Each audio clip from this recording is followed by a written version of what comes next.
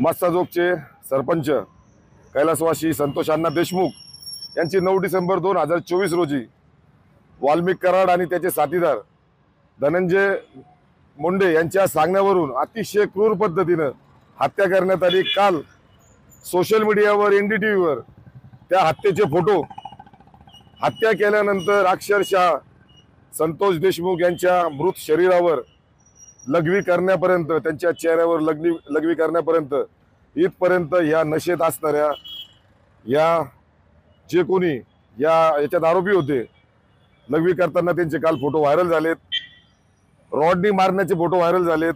अक्षरशः संतोष देशमुख यांच्या उघड्या शरीरावरचं प्रेत काल त्या फोटोमध्ये सगळ्या ठिकाणी व्हायरल झालं। आज बीडमध्ये बंदची हाक पुकारण्यात आली। अतिशय संताप।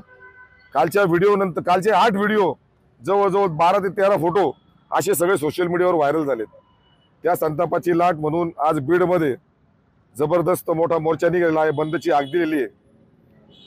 मी देवेंद्र फडणवीस यांचे मनापासून आभार मानतो। उशीर लागला, देर आई पण दुरुस्त आहे। उशीर आला पण खऱ्या अर्थानं संतोष देशमुख यांच्या हत्येतील धनंजय मुंडे हा खरा हक्क आहे। धनंजय मुंडेची आज फक्त मंत्रिपदाचा राजीनामा झाला। आज आमची संपूर्ण कोपरगावकरांच्या वतीने आम्ही त्यांना आव्हान करतो आणि विनंती सुद्धा करतो, त्यांची आमदारकी सुद्धा काढून घ्या आणि त्यांची पक्षातून हकालपट्टी करा। तो एक वाल्मिक कराड, त्याच्या एका ड्रायव्हरच्या नावावर 75 करोड रुपयाच्या प्रॉपर्ट्या जर असतील तर ह्या लोकांनी राजकीय सत्तेमधून एवढा पैसा कमवला। आणि आजच्या मी सांगतो, आज एक संतोष देशमुखचं सगळे हत्याकांड बाहेर पडलं, आता हजारो संतोष देशमुखचे हत्याकांड बाहेर पडतील आणि ते पडलेच पाहिजे। त्यातला सुदर्शन घुले असेल, महेश केदारी असेल आणि कृष्ण आंधळेची मी सांगतो, या लोकांनी याची राजकीय हत्या केली, याला मारून टाकलेलं आहे। खरा सूत्रधार तो आता खरा, त्याला सगळी माहिती आहे, सांगितलं कोणी, आदेश कोणी दिले, कसं मारायचं, कुठं मारायचं, सगळं कृष्ण आंधळेला माहित होतं। आज जवळजवळ 3 महिने होत आले, अजून कृष्ण आंधळेचा तपास नाही। याच्यात अनेक पोलीस अधिकारी असतील, अनेक राजकीय लोक बीडमधले असतील, अनेक धनंजय मुंडेच्या आसपासचे लोक याच्यामध्ये असतील। वाल्मिक कराड फक्त एक गवत आहे, अजून गवताची गुंजी पूर्ण सापडायची। ते सापडल्यानंतर खऱ्या अर्थानं त्या बीडमध्ये मस्साजोगमध्ये अजून किती हत्या झाली त्या सगळ्या बाहेर पडतील। मी पुन्हा एकदा सुरेश दादा धस यांचे सुद्धा मनापासून आभार मानतो।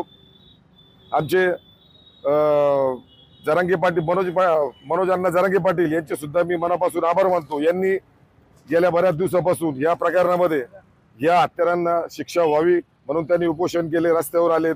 सगळ्या समाजाच्या लोकांचे सुद्धा मी मनापासून आभार मानतो। आज साखर वाटण्यामध्ये सुद्धा आमच्या कोपरगाव शहरातील बहुजन सगळ्या समाजाचे तरुण या ठिकाणी आलेत।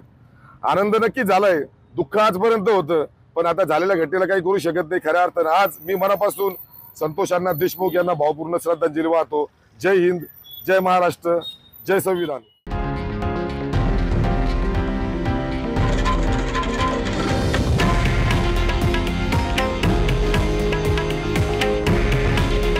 हे आहे देशातील नंबर 1 न्यूज नेटवर्क आणि आपण पाहत आहात TV9 मराठी। काळजी तुमची, हित महाराष्ट्राचं।